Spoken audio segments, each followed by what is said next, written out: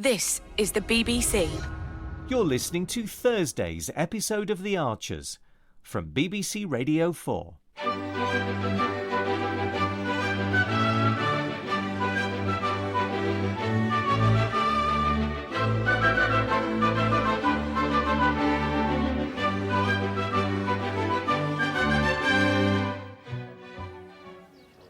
Didn't realise quite what a mess the lawn was in since last time the pigs got out. Oh, you've done wonders, Clarrie. I had to send Eddie down the garden centre to buy a load of new turf.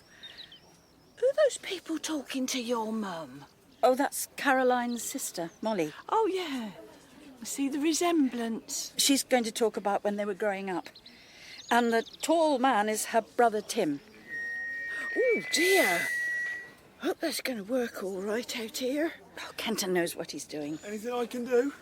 Tuck your shirt in for a start. Oh, sorry, I didn't realise. I've just been helping Ian carrying the food and wine and stuff for after. Come here. Mum. Collar's all up at the back. I don't know why you can't take a leaf out of our William's book. He looks so smart in his suit. I'm really pleased William wants to speak. Oh, yes. No, he'll be glad to. She took him in. Give him home when we lost the farm, you know. Look at him now. Good job. Lovely family. He wouldn't be where he is today if it weren't for Caroline. None of us would. Yeah, you're right there. Oh, here's Alan. Morning. Morning. Morning. Oh, doesn't the garden look lovely? Oh, we can't take no credit. It were all planted by Caroline. I expect that's why Oliver was so keen to have the memorial here. Is he here? Not yet, no. Alistair's bringing him. Ah. I just came on ahead to check everything was okay. And the bouquet of flowers? Oh, yeah. I'd better find somewhere to put them, hadn't I? They're from Dan. He's so sorry he can't be here, because Caroline was always... She was always there for him from the moment he was born. Let's go inside, shall we? See if we can find one of Caroline's lovely vases to put them in.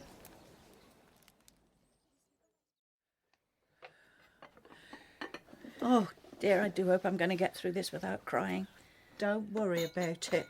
You won't be the only one shedding tears this morning, that's for sure. There's just so much I want to say about Caroline. Every time I remember something, it just reminds me that she's not here anymore. There we are. That's your Daniel's flowers done. Oh, thank you, Clarrie. If we put them over here, they won't be in anyone's way. Good morning. Oh, Auntie Peggy. I found her in the yard. What have you done with Alistair? He's taken Chris straight round to the garden. Can I give you a hand there, Clarrie? Oh, Oliver, I am so sorry about last week. Oh, all forgiven and forgotten. And I'm so grateful to you for letting us have Caroline's memorial here. It's all looking lovely, Clarrie. Isn't it just? You've done an amazing job. She has. Thank you for agreeing to speak, Auntie Peggy. Well, I was just saying to Oliver, I feel I owe it to Jack. Caroline was such a vital part of his life. She was a vital part of all our lives. Yes. Should we go through to the garden, do you think? It's nearly time. I am here as Caroline's friend, not as a vicar. But even so, I'd like to begin with a few lines from the Bible. To everything there is a season, and a time to every purpose under the heaven. A time to be born, and a time to die. A time to weep, and a time to laugh.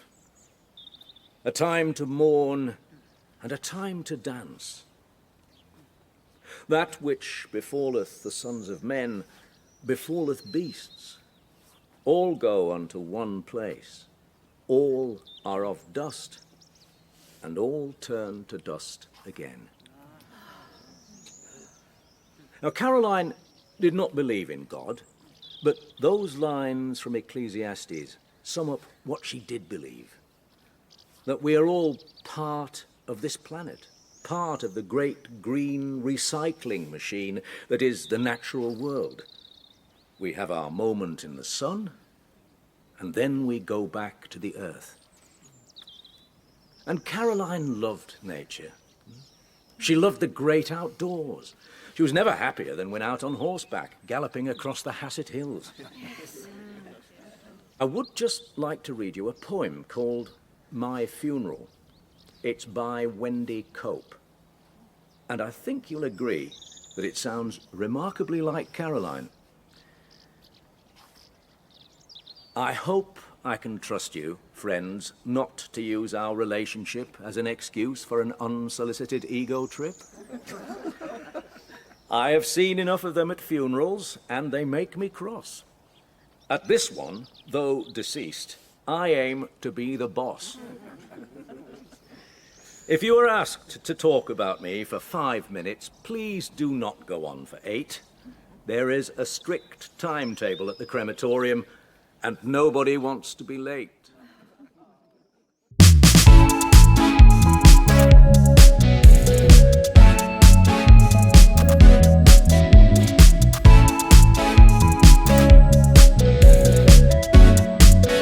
The year Caroline arrived in Ambridge, she had an enormous dog in tow, a Great Dane called Leo.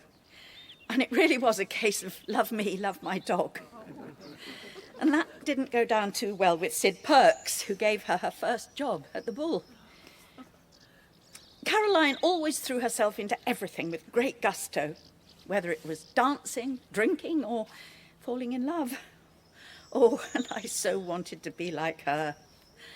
I'm not going to say that she led me astray, but we did get into 1 or 2 scrapes. I remember when the swimming pool at Grey Gables was outside and very cold. Caroline bribed Higgs, her boss Jack Woolley's chauffeur, to turn up the pool heating. We had the most glorious swim, but left the hotel without heating or hot water. But the thing that really sealed our friendship was our love of horses.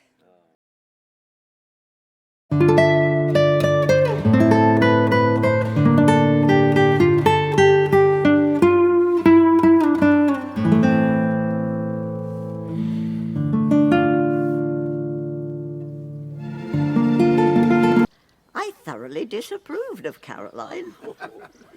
She was the kind of young woman who got away with things that would have been scandalous in my young days. However, my dear Jack recognised that she had the kind of authority that gets things done. As her sister Molly has said, their family is rather well connected. So we had the delightful surprise of Princess Margaret coming to Grey Gables to attend a charity gala dinner. Jack was frankly overawed, but Caroline handled the occasion with enormous grace and charm. Soon after that, she was appointed hotel manager. She was the most faithful friend to Jack and to me, right until the end of his life.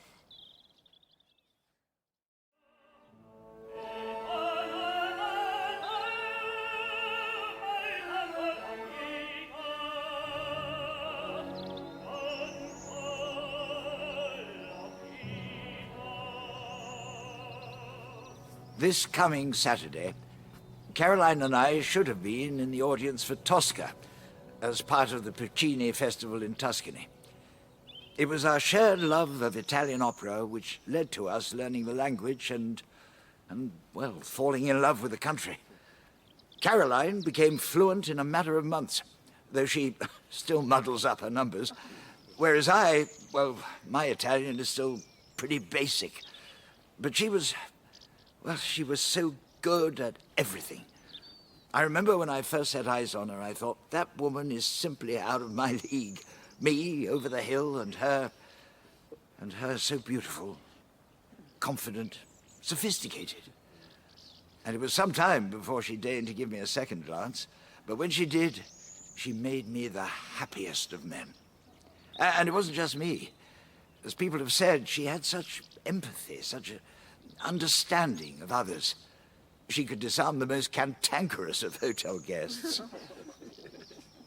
Clarrie, one of our foster children who is here today, will tell you that Caroline was the one, not me, who had the patience and persistence to deal with their problems. She was such a perfectionist in everything she did. Yet, if you should forget me for a while, and afterwards remember, do not grieve. For if the darkness and corruption leave a vestige of the thoughts that once I had, better by far you should forget and smile, than that you should remember and be sad. You mean her sheepdog, Charlie? Charlie, that's right. Sent the sweet trolley flying in the restaurant. So he did. Trifle everywhere, as I recall. And then we left her in charge of Jack's dog Captain while we were on honeymoon. Oh, yes, and he died. Oh, poor Caroline. She was mortified. She couldn't think how she was going to break the news to Jack. You understand why she lost her faith in God Well, because of that terrible accident that killed Shula's first husband. and nearly killed her. Yeah, it's a mystery to me how she could get back on a horse after such a traumatic experience. But then horse riding has always struck me as a singularly dangerous pastime. There speaks a man who rides a motorbike. Oh, touché. She got on very well with Nelson Gabriel, didn't she? Do you remember when he bought the building next door to the wine bar? It became the antique shop. He wanted to open a sauna and massage parlour. What? That's right. He offered Caroline the job of Oh, manageress. surely not. He offered me a job as a masseuse. She was actually in a village pantomime. Yeah, ages ago. I could have only been about 7 or 8. I know she often helped behind the scenes. Well, we both did. Yeah, it was Aladdin, and she was the beautiful princess. That was always my image of what a princess should be. Mine too. And then... well, then I went and stole money from her purse. What?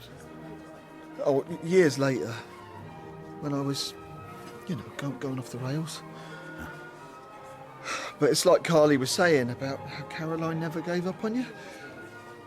And I thought that's so true. She never gave up on me. Neither did you. Oliver, I've got something for you. Huh? Caroline's beautiful jug. But it was smashed to bits, wasn't it? It was only a few bits. Edward mended it. You did this, Ed? Yeah. But that's amazing. You can hardly even see it was damaged. Well, it's what you did for me, innit? You and Caroline. You mended me. And now you can't hardly see where the damage was.